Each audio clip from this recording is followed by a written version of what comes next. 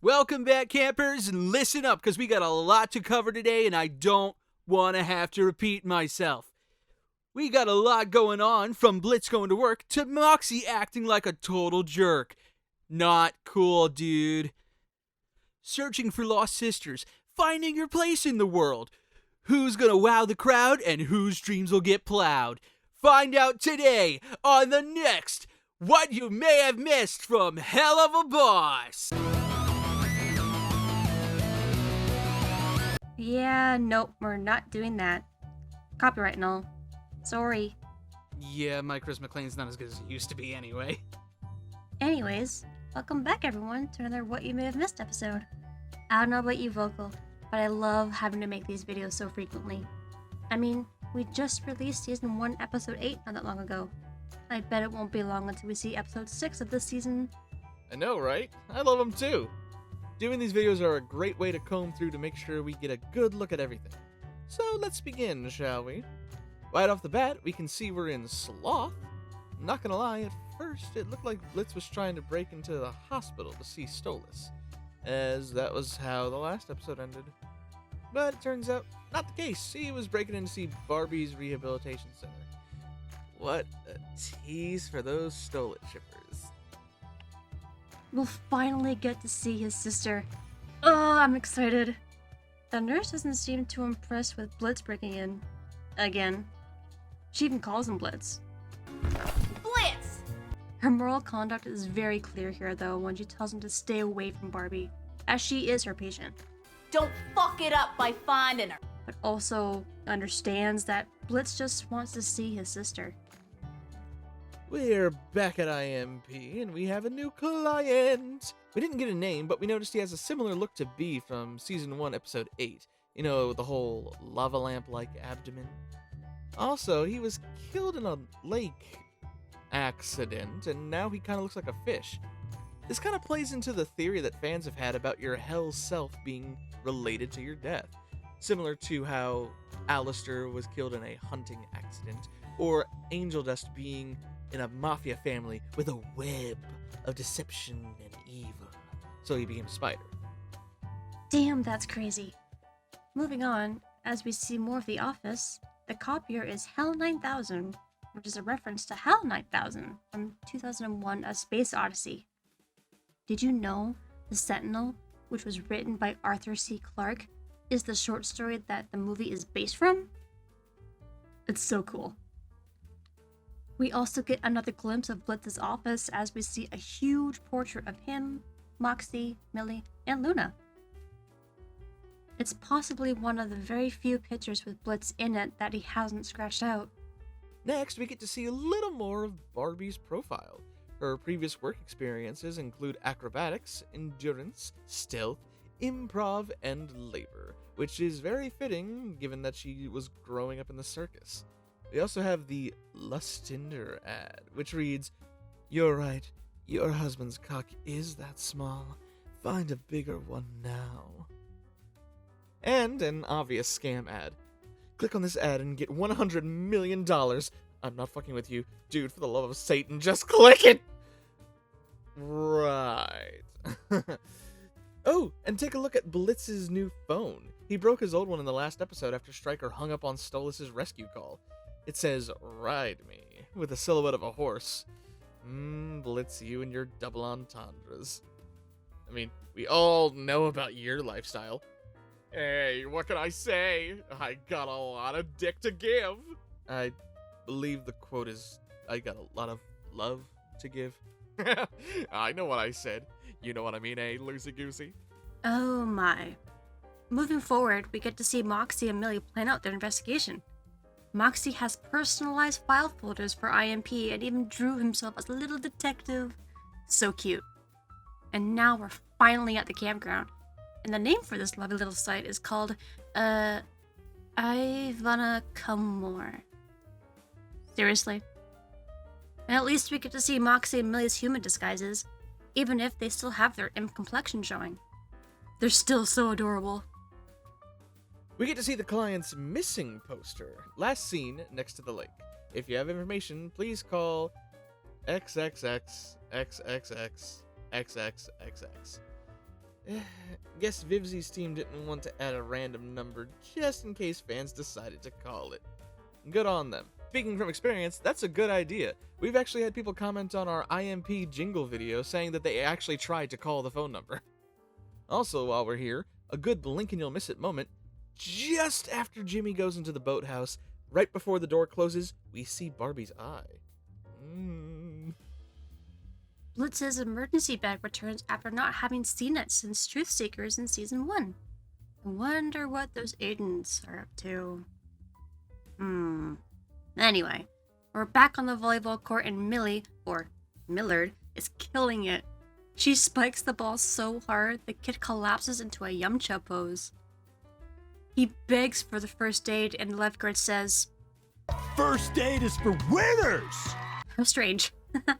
Oh, fun fact, Lyle Rath, who plays the lifeguard, was also the producer in Seeing Stars, and the expert guitar shredder for the credits song of the Hazbin pilot. Back in Hell, we find out Barbie's new job after rehab is at a pharmacy.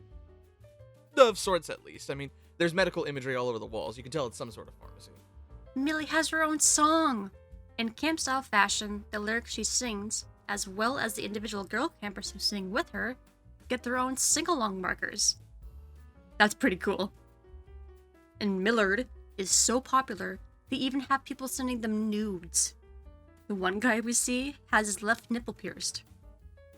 Also, her live chat is also pretty consistent with the fans, the amount of bots and scammers.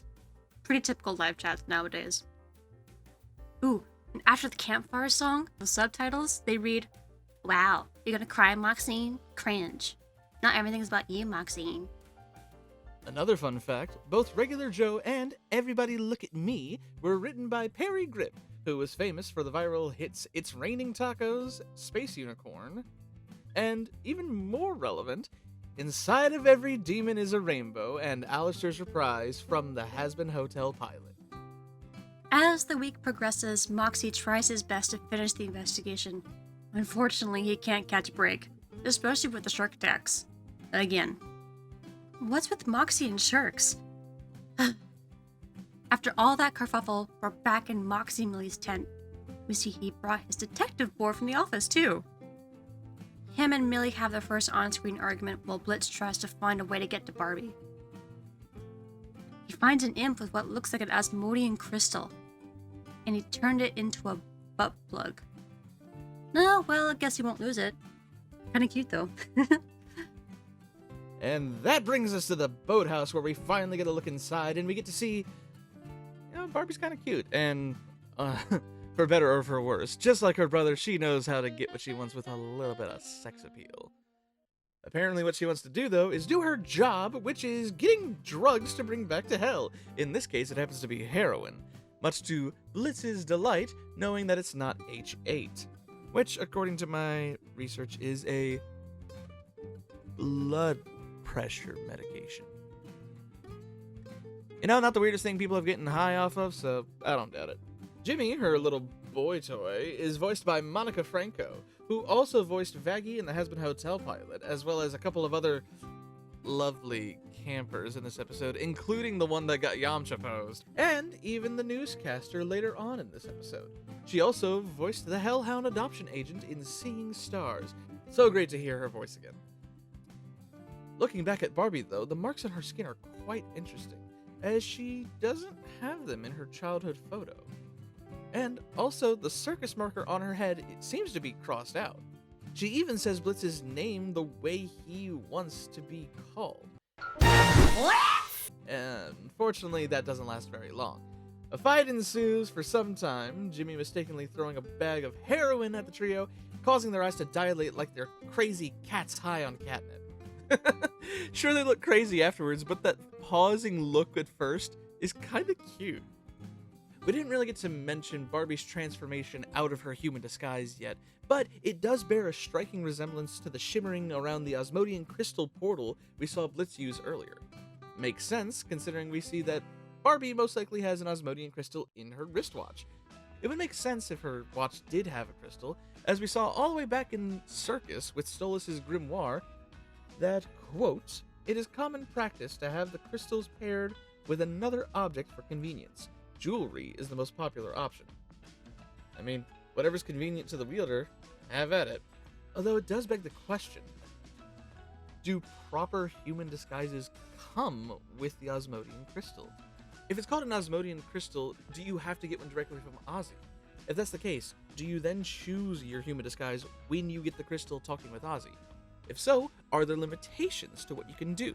Clearly there's supposed to be some sort of influence, as we've seen with Luna's hair and with Barbie's horns turning into pigtails. But notice that Barbie could have easily just had her circus mark removed. But it still remained. Are there limitations? There's a lot to look into these human disguises that we don't really think about. But who knows? Maybe Vivzy will go into more detail about that later on. I really hope we see more of Barbie and more positive relationship growth between her and Blitz. I also want to see the same for him and Stolas. But we're almost at the halfway mark of season 2, so we have a lot of more episodes to go through. And at the end of Millie's concert, she makes up with Moxie, and they proceed to have sex on stage right in front of everyone. Fun fact, if you turn on the subtitles at this point, they'll actually read out things like, noises of two lovesick imps about to raw dog begin. Like, it's so graphic. There goes the tube top, and exhibitionism activated. I'm glad they made up. But whoever's responsible for the subtitles, looks like you're having a little too much fun. And we are all here for it. Keep up the awesome work. And finally, we're back home at the office, and we have new notes and doodles on the whiteboard. We can see a horse on a skateboard, very cute. Days since last fuck up, 0. I'm guessing that's Moxie's fault for taking so long with this case. A Luna doodle killing the doctor who gave her the Helluva shot last episode. And a productivity brainstorm with the drop notes of come and questionable horse. But it's a very cute horse. But yeah, those two things should improve productivity. I mean, definitely for Blitz. Anyway, that just about wraps it all up for this video, everyone. We hope you enjoyed it, and also hope you learned a thing or two that may have just passed your eyes. Bye, campers. Thank you so much for watching. We'll see you next time. Hey there, everyone. This is your radio demon.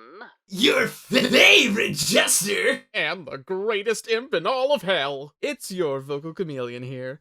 Just wanted to thank you so much for watching this video. We hope you liked it, and if you did, there's lots of ways you can support us. If you're a fan of our memes and streams, we have lots of crazy merch, with plenty more to come. References to our various playthroughs, or just running gags for the streams. We even have little bosom buddies so we could be in your shirt pocket. So cute! We also have our Patreon. Joining at select tiers gives you access to join our Discord, exclusive downloads, and even join us on streams. Links to all of these are in the description. Fall on down. Stay a while, won't you?